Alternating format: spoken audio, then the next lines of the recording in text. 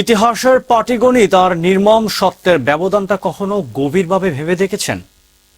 আমরা তথাকথিত মুক্ত বিশ্ব আর গণতন্ত্রের যে সংজ্ঞা দিয়ে আসছি বছরের পর বছর ধরে, তা কি আসলেই জনগণের মনের কথা বলে, নাকি স্রেফ একটা সাজানো কর্পোরেট মোড়ক?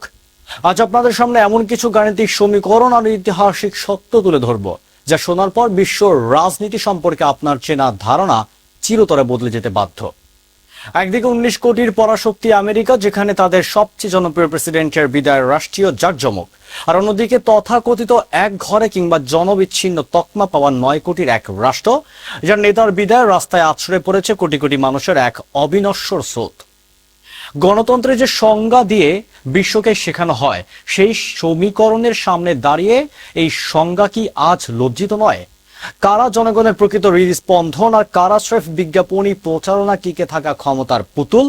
আজ ইতিহাসের সেই অকাট্য সত্যের ব্যবচ্ছেদ করব আমরা। এই মহাস্রোত কি বিশ্ববাসীকে, বিশ্ব বিবেককে এক চরম চপেটাঘাত নয়? ভিডিওটি শেষ পর্যন্ত দেখুন, কারণ আজ আমরা কোনো পশ্চিমা ন্যারেটিভ নয়, কথা বলবো কোটি মানুষের চোখের জল আর ইতিহাসের অকাট্য সংখ্যা নিয়ে।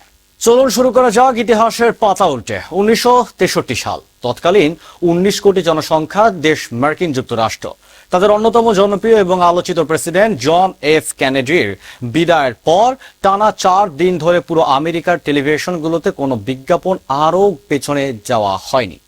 আমেরিকার ইতিহাসের অন্যতম শ্রেষ্ঠ কাণ্ডারি আব্রাহাম লিঙ্কন, তার মৃত্যুর পর কফিনবাহী ট্রেনকে পুরো আমেরিকার 1600 মাইল ঘোরানো হয়েছিল দীর্ঘ 2 মাস ধরে, যেন সাধারণ মানুষ দেখার সুযোগ পায়। কিন্তু সেই 2 মাসেও মাত্র 10 লাখ মানুষের দেখা মিলেছিল। 19 কোটির একটি দেশে রাষ্ট্রীয় সমস্ত জবরদস্তি আর বিজ্ঞাপনের মোড়ক ব্যবহার করেও যেখানে গণমানুষের ভালোবাসার এই চড়া খরা, সেটাই কি এই পশ্চিমা গণতন্ত্রের আসল রূপ? এবার চোখ ফেরানো যাক মুদ্রার ওপিটে। আজ 9 কোটির দেশ ইরানে যখন কোনো নেতার বিদায়ের 2 কোটিরও এক অভূতপূর্ব জনস্রোত রাস্তায় আছড়ে পড়ে, তখন তথাকথিত মুক্ত বিশ্বের সমস্ত সমীকরণ ভেঙে চুরমার হয়ে যায়। তাত্ত্বিকরা যে রাষ্ট্রকে দিনরাত জনবিচ্ছিন্ন রেজিম বলে গালি দেয়, যে শাসন ব্যবস্থাকে জুলুমের তকমা দিয়ে সেকশন চাপানো হয়, তাদের জন্য মানুষের এই বাঁধ ভাঙা স্রোত আজ বিশ্ব বিবেকের মুখে একটা নির্মম চপেটাঘাত।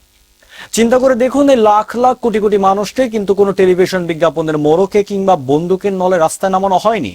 শোকাতুর এই মানুষের জন্য সেদিন শহরের আনাচে কানাচে 5 কোটি রুটি তৈরি হয়েছিল স্রেফ ভালোবাসার তাগিদে।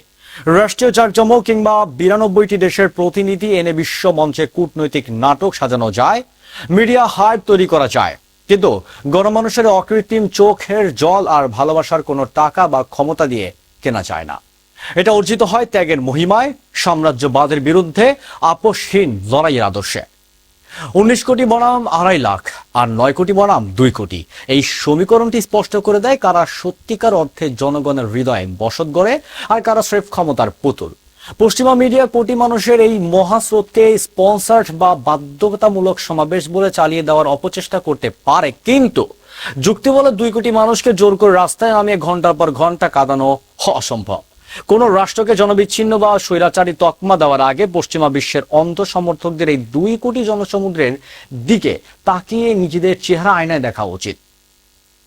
ইতিহাসের অকাট্য সত্য কি তাদের কাছে, তাদের কানে পৌঁছাবে, নাকি তারা সংখ্যার এই বিশাল স্পষ্ট ব্যবধান দেখেও সত্য অস্বীকারের অন্ধ নেশায় মত্ত থাকবে? পরিশেষে এটাই সত্যি, ইতিহাসের পাতায় অমর কেবল তারাই হয় যারা মানুষের হৃদয়ে বসত গড়ে, স্রেফ টেলিভিশনের স্ক্রিনে বা বিজ্ঞাপনী প্রচারণায় নয়। ক্ষমতার দাপট একদিন ধুলোয় মিশে যায়, কিন্তু ত্যাগের মহিমায় অর্জিত ভালোবাসা কোটি কোটি মানুষের মিছিলে বেঁচে থাকে যুগ যুগ ধরে। ইতিহাসের এই নির্মম সত্য এবং সমীকরণ নিয়ে আপনার মতামত কি?